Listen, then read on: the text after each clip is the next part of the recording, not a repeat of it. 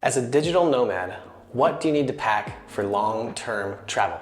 Almost all blogs and experts will tell you that you need to spend hundreds or thousands of dollars in buying new clothes and technology in order to have a wonderful trip. You do not need to do this. In fact, you probably own everything you need to get started. The trick is not bringing too much.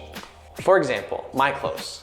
I have 6 t-shirts, 2 long sleeve shirts, 2 shorts, 2 pants, 7 pairs of socks, 7 underwear, and 3 shoes. And I probably have too much. The main thing to remember is to make sure that all of your clothes match. That will make your life a lot easier when you can grab whatever you need and it will fit together perfectly. Personally, I stick with blues, blacks, and whites. Now, let's talk technology. Cell phone.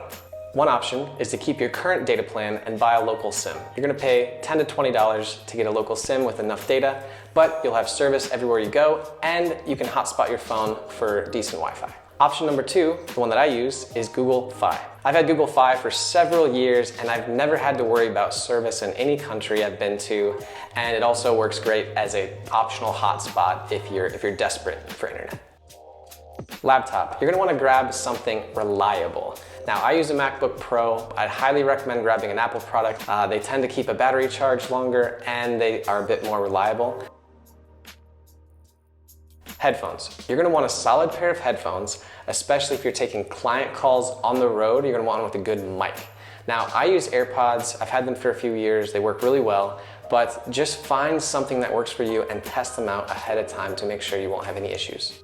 Battery packs. I usually carry 2 battery packs with me. Now, if you're an anxious person or you use your phone to book tickets or navigate, you're gonna wanna keep that thing charged. A Kindle. I love reading real books.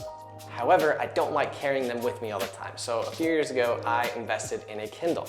You can read almost any book out there on them, and there are plenty of free options if you're budgeting as well. Now, what essentials do I need?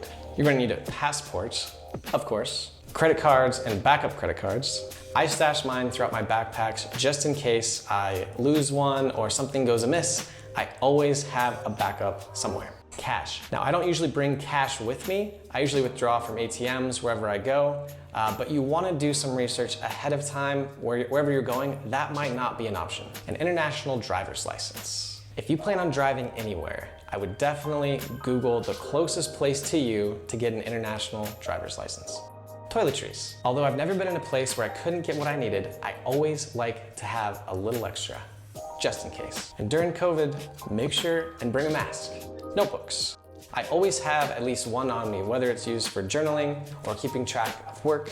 I like to write things down. Dropbox. You're gonna wanna have some type of software backup for your photos, your work files on your computer. It's better to not need it and have it than need it and not have it.